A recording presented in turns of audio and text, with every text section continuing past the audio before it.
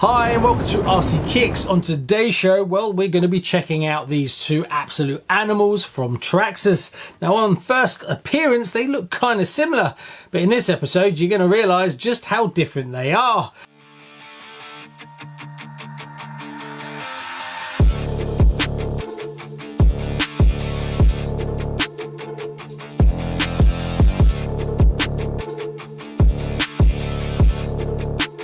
We've got the Traxxas Ultimate Desert Racer, or UDR as it's known, been around for quite a while now. Surprised we haven't seen another update on it, if I'm honest. And we've got the much newer, released within the last year maybe, the Maxx Slash.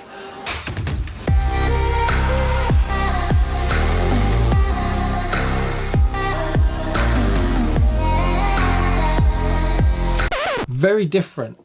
Price point wise, you're looking at £759, probably about the same in dollars, maybe slightly more now. And we've got the UDR, which is $829, so kind of in the same ballpark, but the UDR is a little bit more expensive. Right, let's dive into these two and compare them to see just how different they really are. Fight! Right, let's take a good look at the Maxx Slash and compare it against the UDR.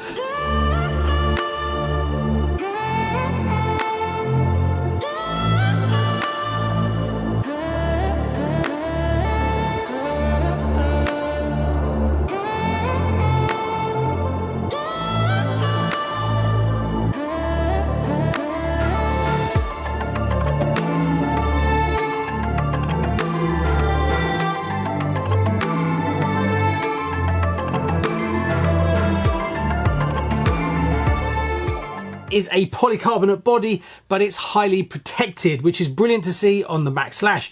One thing that should be on all bashers is roof protector sliders.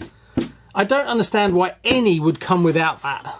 And the UDR doesn't have them, so when you roll over, especially on the bigger stuff, the polycarbonate actually takes most of the abuse. Whoa!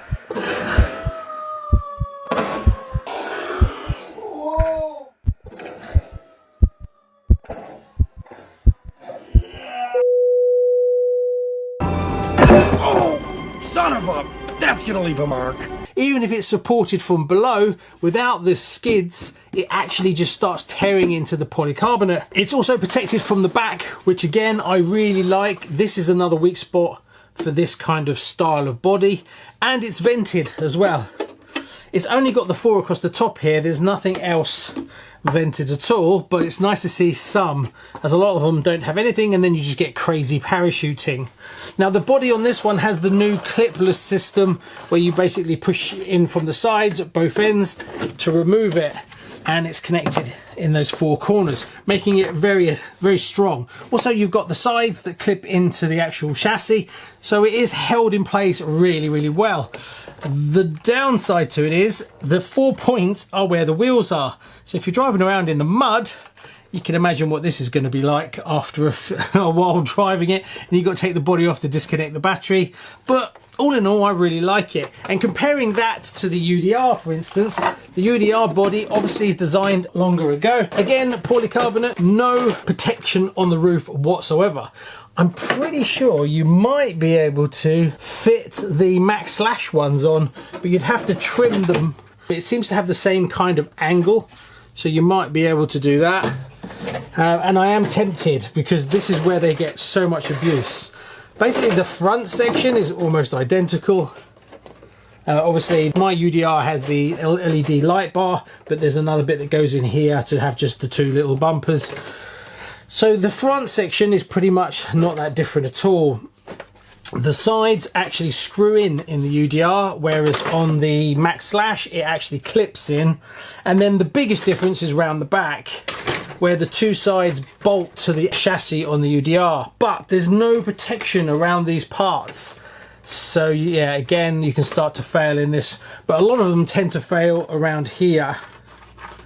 But then you're going to get the same between the 2. But all in all, the 2 bodies, I'd have to say that the more bashy one is definitely the Maxx Slash, whereas the UDR body got to be a little bit more calmer with it. Also, price points, I'll put the price of what it costs to replace the Maxx Slash body up here, as well as the UDR one as well. Right, the chassis. Ugh, it's filthy, I must clean it. It's one of my dirtier ones. So, a much more modern style that we see. It's got a essence of X-Maxx, wide Maxx kind of style in it, with the huge, great big towers that are fully supported. Access is very easy on this one. All the electronics are laid out for you. Battery trays, always a bit limited on the Traxxas, as obviously they want you to use their batteries, so you've kind of got a bit of a fixed unit, and you've got to get it to go in there, but it's quite easy to find the correct batteries for it, especially if you're going to run it on 6S, which is 2 3Ss, so that's not too much of a problem. And I've got quite a few myself. Massive thanks to Hobby King for sponsoring today's video, and their batteries will be running both cars today in this video. So as for the electronics, it's a VXL 6S ESC, but the motor that's in this one is a 2000 kV, whereas in the UDR it's 2200 kV. Splitting hairs at this point really, especially when you start looking at the weights of them. This has got a 2090 plastic servo in it. I can't believe it's not a metal servo in something this big. That's a bit of a surprise, but obviously getting access to it to swap it out if you decided to upgrade it down the line would be very easy.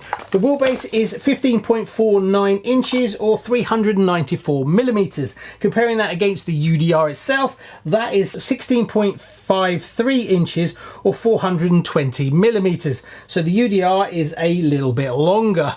So as you can see, it's got wishbone suspension all round, and very much what you're used to seeing these days in bashers. And this is probably the biggest difference between the Maxx Slash and the UDR. The UDR is based on a desert racer, where this is based on an RC basher.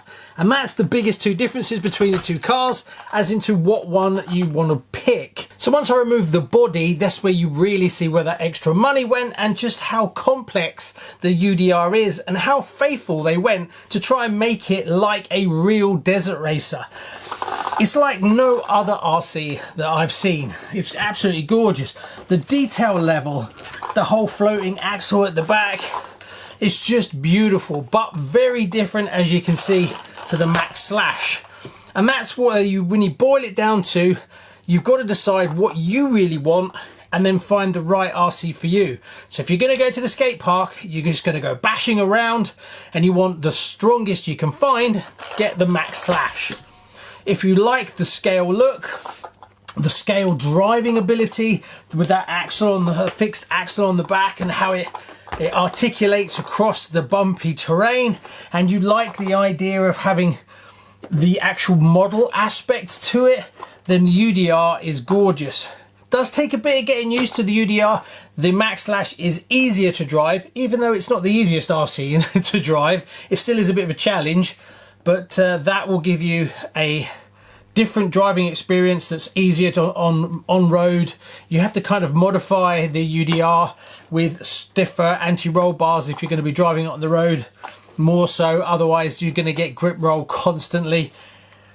But between the two, me personally, the way I like realistic scale stuff as well as I like tinkering, the UDR has always been the one that I always wanted, and I was lucky enough to get this one. And there's so much upgradability that you can do while staying true and faithful to the actual realism of the UDR. Some people could just run it like this, you know, you can change all the panels and have metal on it. It's just absolutely gorgeous. And being that I modified the body, I bought a new body and then did it in this Hoonigan livery, it looks absolutely gorgeous. Right, I think we've basically covered the whole essence of what the trucks are about. So all we've got to do now is take them out and give them a blast.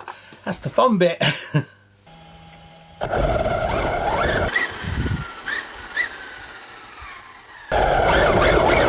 No! No! That was a very good start, wasn't it?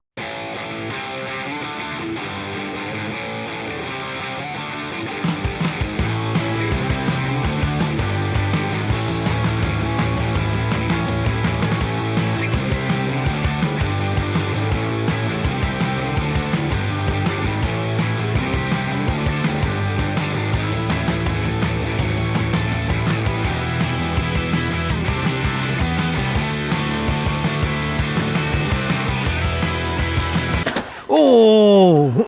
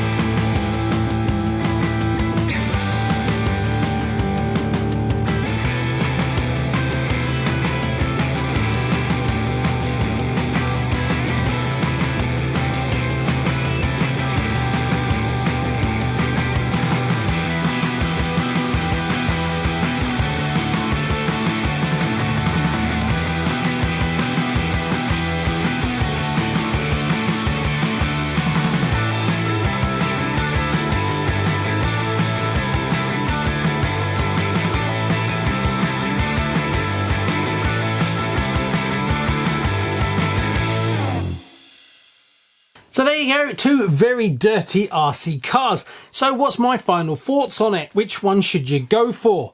Well, personally, I like the UDR. That would be my choice from the two, as I'm not looking for an out-and-out basher. I like something that's a bit more scale, and the way it articulates, and it is a bit different to drive, and I kind of like that. But it is fragile. I've blown a bearing by the look of it, just driving around on the sand, and I'm pretty sure I'm going to be going through bodies like no one's business, whereas the Maxx is way tougher.